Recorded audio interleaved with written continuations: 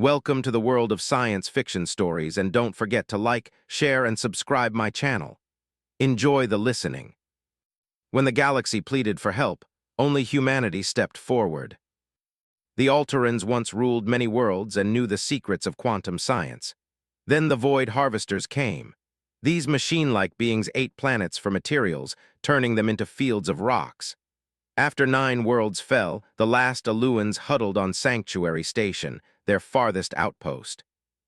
Commander TAA stood at the communication controls. Her colorful scales looked dull because she was so tired. 3 time cycles ago, their fighting ships had all been destroyed. The Harvesters would reach them in just days. "Send this message everywhere," she told her team. "To any thinking beings who can hear, please help us. Show mercy, save us. Without help, our young ones will die." The message traveled to many advanced alien groups. The Tyran Conclave, known to be kind, said they were sorry but had rules against getting involved. The war-loving D-Empire only promised to watch and record their end. Even the Galactic Council, supposed to protect all smart life, just sent a formal note saying they heard the message. But from far away at the edge of known space came an unexpected answer. "This is Captain Jum on the Earth ship Defiant. We're on our way. Don't give up." In her private chamber, TA looked at star maps showing the Harvester's path. The huge fleet moved steadily towards Sanctuary, leaving broken worlds behind. TA had seen recordings of how they worked. Giant ships that cracked planets open like eggs, then smaller units that collected everything valuable. "Commander," called her aide Navin, "the Council of Elders requests your presence." TA found the 12 eldest Alterans floating in their gravity chairs. Elder Sara, almost 300 cycles old, spoke first. "Who are these humans who answer our call?" "A young species," said TAA, "from a small world called Earth. They achieved space travel only 200 cycles ago." "Can they fight the Harvesters?" asked Elder Haru. TAA hesitated. "I studied their history. They are primitive compared to many galactic powers, but they are resourceful and they fight with surprising determination." "Why would they risk themselves for us?" Elder wondered. Nobody had an answer. 3 days passed with tense waiting. The station's 20,000 Alterans prepared for the worst. Parents told ancient stories to their children. Many prayed to the cosmic harmony. TA barely slept.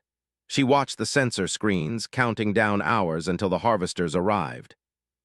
Then something unexpected happened. "Commander," shouted the sensor operator. "Multiple hyperspace signatures, but they're not coming from the Harvester direction." TAA rushed to the main view screen. Dozens of ships appeared from hyperspace jumps. They looked mismatched. Some military vessels with sleek lines and weapon ports, others clearly civilian ships with added armor plates and gun mounts. Some were just cargo haulers with makeshift defenses. "Open communications," TA ordered.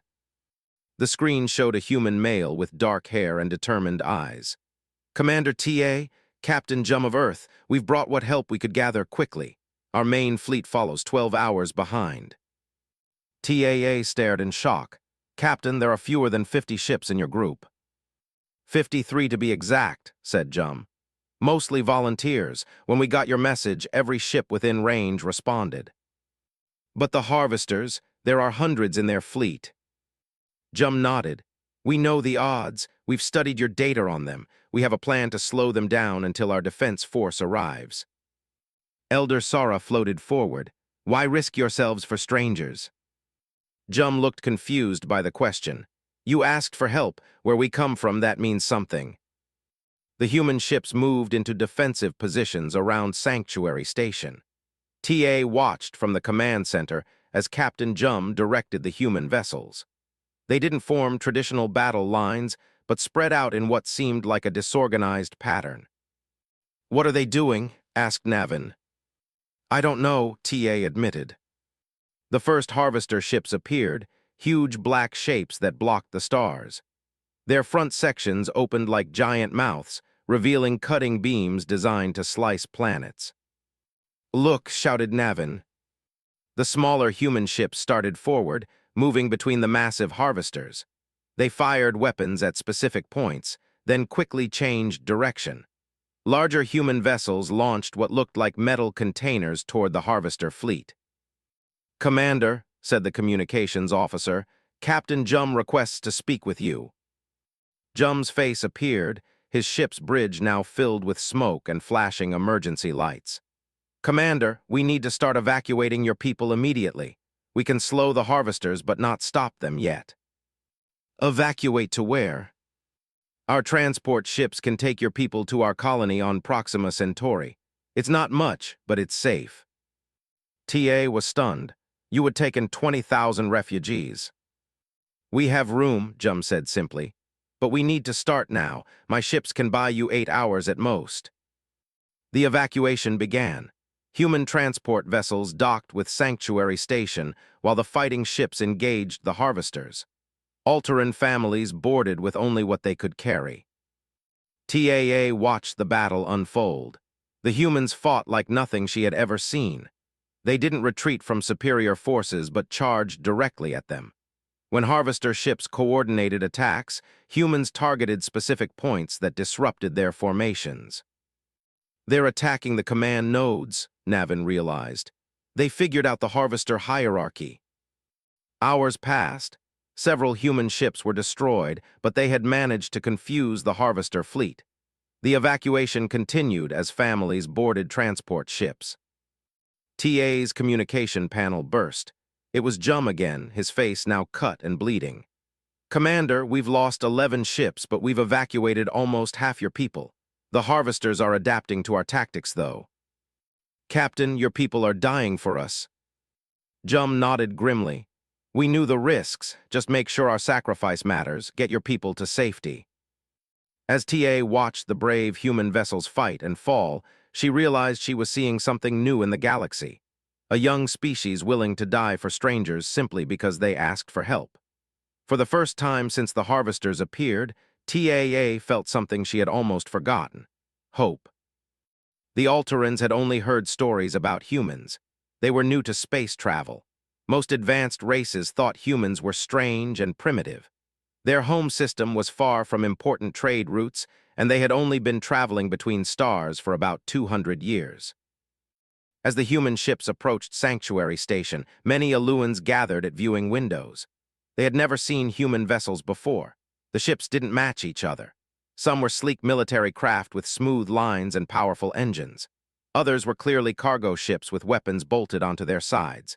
A few looked like mining vessels, their digging equipment removed to make room for missile launchers. Commander TA stood on the command deck, her scales shifting from blue to purple with confusion. "Scan those ships," she ordered her crew. "What kind of weapons do they have?" Lieutenant Mino studied his screen. "Various types, Commander. Energy weapons, solid projectiles, and I'm not sure what some of these are. Their technology is different from standard galactic designs." "How many people are on those ships?" TA asked. "About 3,000 total," reported another officer. "Most vessels are running with minimal crews to make room for our evacuation." TAA shook her head in disbelief. 3,000 humans coming to fight the Harvesters, who had already destroyed 9 Allurian worlds with their fleet of hundreds. The main screen flickered to life, showing Captain Jum. He looked young by Aluan standards, with dark hair and determined eyes. Humans behind him rushed around the bridge, checking systems, and preparing for battle. "Captain Jum, I am Commander TAA. I must ask, do you understand what you're facing? The Harvesters have destroyed civilizations far more advanced than yours." Jum nodded. "We've studied your data transmission. We know what we're up against. Our tactics won't rely on technological superiority." "Then what will they rely on?" asked TA. "Unpredictability," said Jum with a small smile. "Humans are good at thinking outside expected patterns." The first human ships docked with Sanctuary Station. TA went to meet them, bringing a small security team out of protocol rather than distrust. When the airlock opened, she got her first close look at humans. They were shorter than Alterans, with no scales or crests. They wore various uniforms and work clothes. The leader stepped forward, a woman with short gray hair and confident eyes. "Commander TAA, I'm Captain Sue, Evacuation Coordinator. We need to start loading your people immediately, prioritizing children and medical patients. TA was taken aback by the directness. Most species would have begun with formal greetings and diplomatic exchanges. You wish to start now, before the defenses are organized? Captain Sue looked surprised. Of course, the harvesters will be here in 6 hours. Every minute counts. Where will you take our people? Asked TA. We have colony worlds with room, said Sue. They're not luxury planets, but they're safe and habitable for your species. We checked the biological compatibility. As they spoke, more humans entered the station, carrying equipment and setting up organizing stations. They worked with quick efficiency, no time wasted on ceremony. Your people move fast, observed TAA. We have to, said Sue. Our history taught us that hesitation costs lives. Aluan families began gathering at the evacuation points with small bags of possessions. Children clung to their parents, eyes wide at the sight of humans. Some older Aluans hung back, looking uncertain.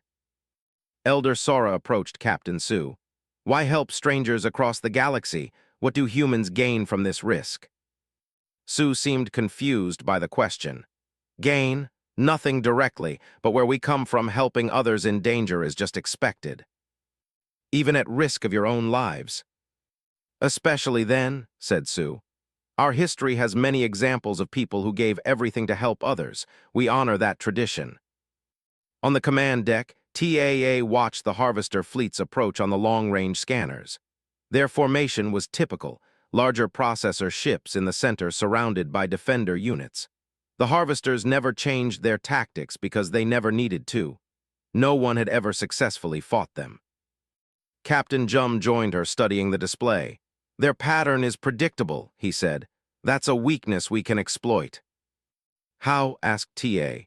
Their ships outnumber yours 10-1 and their technology is more advanced. Jum pointed to different sections of the harvester fleet. We don't need to destroy them all. We just need to disrupt their command structure long enough to get your people out. TAA noticed something strange about the human ships now moving into defensive positions. Your vessels are not forming a standard defense grid. No, agreed Jum. Standard patterns would make us predictable. We're positioning for hit-and-run attacks. As they prepared, a small human ship docked at the station. Unlike the others, it bore no weapons. Medical symbols marked its hull. What is that vessel? Asked TAA. Hospital ship, said Jum, for any wounded, both your people and ours. TA's scales darkened with emotion. You brought medical aid knowing many of your people will be injured or killed. Of course, said Jum simply. We never go into danger without being ready to help our own. The first wave of evacuation began boarding the human transport ships. Alteran children stared at the human crew members with curiosity. Some humans had brought small gifts, simple toys and sweet foods to help the children feel less afraid. An elderly Alteran approached a human soldier who was helping load supplies. You know you might die here today, he said bluntly. The soldier nodded. Yes, sir, I know. And still you came to help strangers. The soldier seemed puzzled by the question. What else would we do? Your people needed help. As evacuation continued, TA received reports from her officers about the humans. They worked tirelessly, often skipping meals to keep the evacuation moving. When Aluan children became frightened, humans would stop to comfort them. When elders needed assistance, humans provided it without being asked. Captain Jum returned to his ship to prepare for battle. Before leaving, he spoke one last time with TA. Commander, we'll hold them off as long as possible. When our main defense fleet arrives, they'll bring better weapons designed specifically to fight the harvesters. How could you design such weapons so quickly? Asked TA. We've been studying your data since we received your call, said Jum. Our engineers work fast when motivated, and saving an entire species is very motivating. As Jum left, TAA realized something important about humans. They weren't just unpredictable in battle. Their entire approach to life was different from other advanced species. Where others calculated advantage, humans responded to need. Where others followed protocols, humans followed their hearts, For the first time since the harvesters appeared, TAA felt something unexpected, not just hope, but curiosity about these strange allies who had answered when no one else would. The harvester fleet moved closer to Sanctuary Station. Their black ships blocked the stars. They looked like giant bugs made of metal. The biggest ships were in the middle with smaller ones around them for protection. In the station's command center, TA watched the screens with her second-in-command, Navin. "What are the humans doing?" Navin asked. "They should run. No one fights the harvesters directly." The human ships spread out in a pattern that made no sense to Aluan battle experts. Some moved far from others, some stayed close in small groups. They did not form any lines or defensive walls like most military forces. "Captain Jum says this is their plan," TA replied. "He calls it guerrilla tactics."